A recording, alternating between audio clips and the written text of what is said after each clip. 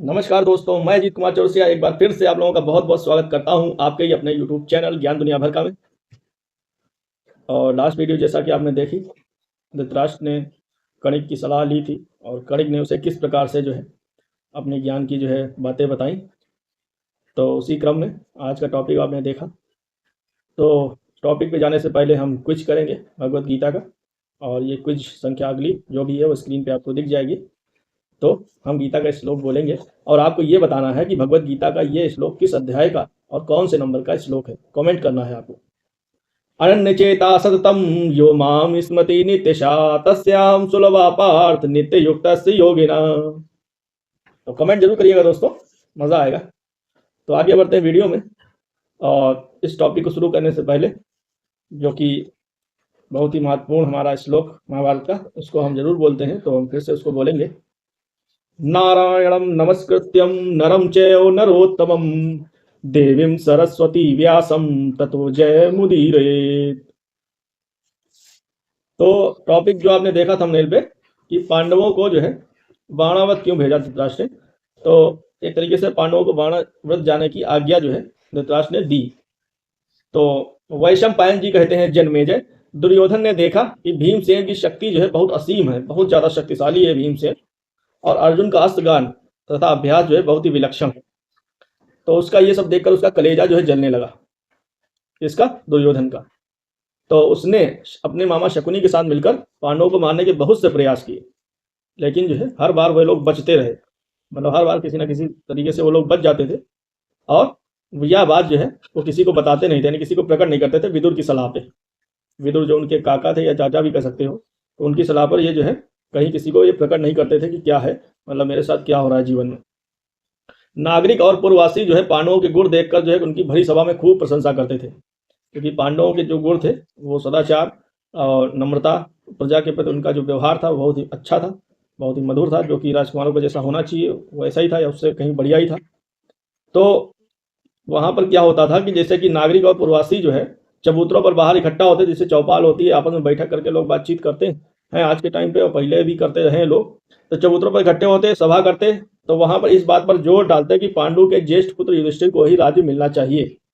इस प्रकार से वो चर्चा करते कि धृतराष्ट्र को तो पहले ही अंधे होने के कारण राज्य नहीं मिला, अब वे राजा कैसे हो सकते हैं। और शांतनु नंदन भीष्म पितामह जो है वो तो पहले ही राज्य ठुकरा चुके हैं, तो अब वो कैसे उसको ग्रहण करेंगे। और युधिष्ठिर जो सब प्रकार से योग्य है, तो उनको ही राज्य मिलना चाहिए। इस प्रकार से आपस में चर्चा करते और इस बात पर ही जोर देते। तो इसलिए हमें उचित है कि सत्य और करुणा के पक्षपाती जो पांडु के ज्येष्ठ पुत्र है युधिष्ठिर को ही राजा बनावें।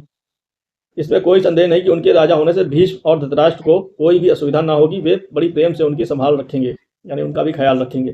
तो प्रजा की यह बात जो है भाई, ये प्रजा आपस में चर्चा करेगी, भाई नगर में चर्चा होगी तो भाई राज्य में खबर जाएगी, तो दुर्योधन को भी ये खबर पता चली। तो दुर्योधन जो है ये बात सुनकर बहुत ज्यादा जो है जलने लगा। जल भुनकर और कुढ़कर धृतराष्ट्र के पास हुआ गया फिर आखिर में, और उनसे कहने लगा, पिताजी लोगों के मुंह से बड़ी बुरी बकझक सुनने को मिल रही है। वे भीष्म को और आपको हटाकर पांडवों को राजा बनाना चाहते हैं। अब जो दुर्बुद्धि प्रकार का होगा वो बात को कैसे घुमा कर बोलेगा। क्या कह रहा है कि वे भीष्म पितामह और आपको हटाकर पांडवों को राजा बनाना चाहते हैं, इस प्रकार से वो भाषा बोल रहा है।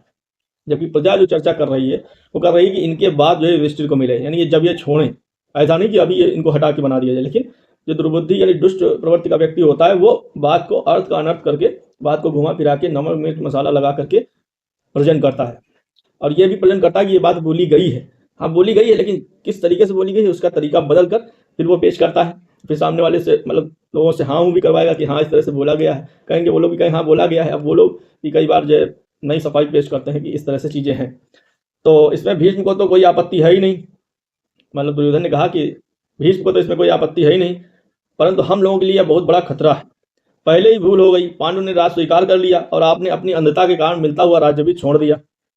ये जो है दुर्योधन अपने पिता धृतराष्ट्र से कह रहा है। युधिष्ठिर को राज्य मिल गया यदि, तो फिर या उन्हीं की वंश परंपरा में आगे चलेगा, हमें कोई नहीं पूछेगा। ये दुर्योधन ने कहा। हमें और हमारी संतान को दूसरों के आश्रित रहकर नरक के समान कष्ट भोगना पड़े, इसके लिए आप कोई ना कोई युक्ति कीजिए। यदि पहले ही आपने राज्य ले लिया होता तो कहने की कोई बात ही नहीं होती। लेकिन जो है धृतराष्ट्र अपने पुत्र दुर्योधन की बात और कणिक की नीति सुनकर दुविधा में पड़ गया। अब कणिक, जो मैंने पिछले वीडियो में बताया कि कणिक ने जो अपनी नीति बताई थी, बस ये दुर्योधन ने उनको ये कही, तो दोनों की बात सुनकर उनके मन में जो है और टेंशन उनकी बढ़ गई, एक तरीके से दुविधा हो गई। तो दुर्योधन ने कर्ण, शकुनी और दुशासन के साथ विचार करके धृतराष्ट्र से कहा, पिताजी आप कोई सुंदर सी युक्ति सोचकर पांडवों को यहाँ से बाणावत भेज दीजिए। अब बाणावत जो है हस्तिनापुर के राज्य के अंडर में ही आने वाला कोई नगर है, तो वहां पर इनको भेजने के लिए उसने कहा। तो यह बात जब कही तो धृतराष्ट्र जो है सोच विचार में पड़ गए। धृतराष्ट्र ने कहा, बेटा मैं भी तो यही चाहता हूँ कि तुम्हें राज्य मिल जाए। धृतराष्ट्र ने कहा, बेटा भाई जो है पांडु बड़े धर्मात्मा थे, मेरा छोटा भाई पांडु बड़ा धर्मात्मा था, सबके साथ और विशेष रूप से मेरे साथ वे बड़ा ही उत्तम व्यवहार करते थे। वे अपने खाने पीने की भी परवाह नहीं करते थे, इतने ही मतलब दयालु और सीधे साधे थे। सब कुछ मुझसे कहते और मेरा ही राज्य समझते। और उनका पुत्र युधिष्ठिर भी वैसा ही धर्मात्मा, गुणवान, यशस्वी और वंश के अनुरूप है। हम लोग बलपूर्वक उसे वंश परंपरागत राज्य से कैसे च्युत कर दें, यानी हटा दें, बलपूर्वक कैसे हटा दें। और विशेष करके जब उसके सहायक भी बहुत बड़े बड़े हैं। भाई युधिष्ठिर के सहायक हैं भीम, गदाधारी भीम और धनुधारी अर्जुन, तो शक्तिशाली है ना, और भी दो भाई। तो इस तरह से जो है वो बात कह रहे थे कि जो है पांडु ने मंत्री, सेना और उनकी वंश परंपरा का खूब भरण पोषण किया है। सारे जितने भी नागरिक हैं वो युधिष्ठिर से संतुष्ट हैं और रहते हैं, और वे बिगड़ कर हम लोगों को मार डाले, तो अगर हम लोग ऐसा प्रयास किए तो ये जो प्रजा है कहीं विद्रोह करके हम लोगों को मार डाला, तो इस प्रकार से धृतराष्ट्र जो है अपनी बात कह रहे थे। तो दुर्योधन ने कहा, पिताजी इस भावी आपत्ति के विषय में मैंने पहले ही सोचकर अर्थ और सम्मान के द्वारा प्रजा को प्रसन्न कर लिया, यानी प्रजा को धन वन देकर और सम्मान उम्मान दे करके हम पहले से सब मजबूत करके रखे हैं, अपने पक्ष में लोगों को करके रखा है, और वह प्रधानतया हमारी ही सहायता करेगी। प्रधानतया यानी कि ज्यादा से ज्यादा लोग हमारे ही पक्ष में है, और वो उनको पैसे से एक तरीके से खरीद लिया है दुर्योधन ने। तो जब इस तरह की कोई समस्या होगी तो ज्यादातर यानी कि बोल सकते हैं 80% 90% प्रजा दुर्योधन के पक्ष में है, ऐसा दुर्योधन ने कहा। खजाना और मंत्री भी मेरे ही अधीन है, दुर्योधन ने कहा। इस समय यदि आप नम्रता के साथ पांडवों को बाणावत भेज दें तो मैं राज्य पर पूरी तरह कब्जा कर लूंगा, उसके बाद वे आ जाएं तो हमें कोई हानि नहीं है। धृतराज ने कहा, बेटा मैं भी तो यही चाहता हूं, परंतु यह पापपूर्ण बात उनसे कहूं कैसे। भीष्म, द्रोण, कृपाचार्य और विदुर की इसमें सम्मति नहीं है। उनका कौरव और पांडवों पर समान प्रेम है, यह विषमता उन्हें अच्छी नहीं मालूम होगी। यदि हम ऐसा करेंगे तो हम पर उन कौरव महानुभाव और जनता का कोप क्यों न होगा। दुर्योधन ने कहा, पिताजी भीष्म तो मध्यस्थ हैं, अश्वत्थामा मेरे पक्ष में है, इसलिए द्रोण उसके विरुद्ध नहीं जा सकते। कृपाचार्य अपनी बहन, बहनोई और भांजी को कैसे छोड़ेंगे। मैंने पहले भी कृपाचार्य और द्रोणाचार्य की कहानी सुनाई है। तो कृपाचार्य की जो बहन है कृपी, वो द्रोणाचार्य की पत्नी है, यानी वही बात ये कह रहा है कि कृपाचार्य अपनी बहन यानी अपनी बहन कृपी और उसका बहनोई ये द्रोणाचार्य है, और भांजा अश्वत्थामा। तो वही कह रहा है कृपाचार्य अपनी बहन, बहनोई और भांजे को कैसे छोड़ेंगे, वो भी हमारी तरफ ही रहेंगे, क्योंकि अश्वत्थामा हमारी तरफ है तो सब हमारी तरफ आ जाएंगे। रह गई बात विदुर की, तो वे छिपे छिपे पांडवों से मिले हैं, वो पहले से ही मिले हैं, पर वे अकेले करेंगे क्या, अकेले वो क्या कर लेंगे। इसलिए आप बिना शंका संदेह के कुंती और पांडवों को बाणावत भेज दीजिए, तभी मेरी जलन मिटेगी। बड़ी जलन हो रही हृदय में। यह कहकर दुर्योधन तो प्रजा को प्रसन्न करने में लग गया, और धृतराष्ट्र ने कुछ ऐसे चतुर मंत्रियों को नियुक्त किया जो बाणावत की प्रशंसा करके पांडवों को वहां जाने के लिए उकसावें। एक तरीके से उन्होंने 4-5-6 मंत्री उस तरह से नियुक्त कर दिए धृतराष्ट्र ने, पांडवों के इर्द गिर्द जो रहे और बाणावत की प्रशंसा करते रहे। कोई उस सुंदर और संपन्न देश की प्रशंसा करता तो कोई नगर की प्रशंसा करता, कोई वहां के मेले का बखान करते नहीं अघाता। इस प्रकार बाणावत नगर की बहुत प्रशंसा सुनकर पांडवों का मन कुछ कुछ वहां जाने के लिए उत्सुक हो गया। अवसर देखकर धृतराष्ट्र ने कहा, प्यारे पुत्रों, लोग मुझसे बाणावत की बड़ी प्रशंसा करते हैं। यदि तुम लोग वहां जाना चाहते हो तो हो आओ। आजकल वहां मेले की बड़ी धूम है।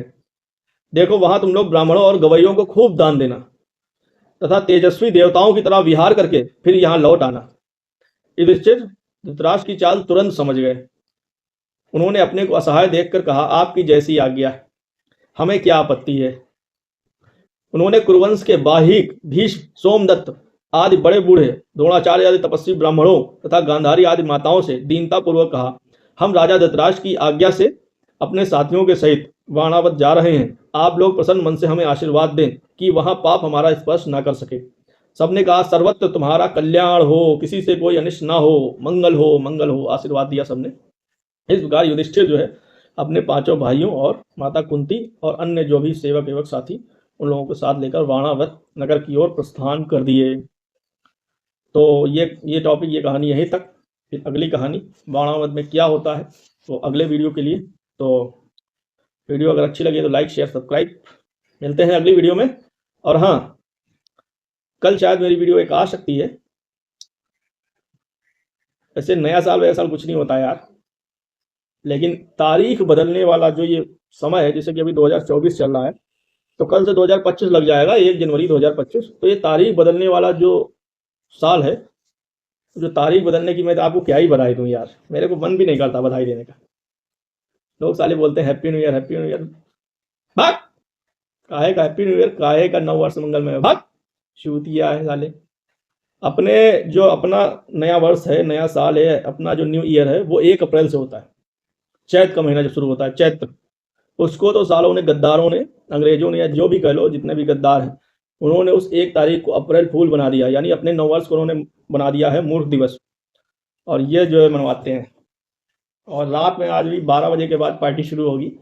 मैं नहीं, मेरे घर में नहीं, न मैं, जहाँ लोग करते हैं उन लोगों की बात कर रहा हूँ। हालांकि फालतू लोगों की बात भी नहीं करनी चाहिए। और उठा उठा के जो है नाचेंगे तशरीफ रात भर 12 से 6। तो ये सब है। चलिए, तारीख बदलेगी, कोई इसमें वो बात नहीं है, इसमें कोई बधाई देने जैसी बात नहीं है। फिर भी कोशिश करूंगा आप लोगों की वीडियो देने की। तो मैं क्या ही बोलूँ, मेरा मूड था कुछ बोलने का लेकिन कुछ ये नहीं, अपना न्यू ईयर है ही नहीं है यार, ये कोई न्यू ईयर नहीं है। चलिए, वीडियो को देखने के लिए बहुत बहुत धन्यवाद। भगवान करे आपका दिन बहुत ही ज़्यादा शुभ हो। नमस्कार।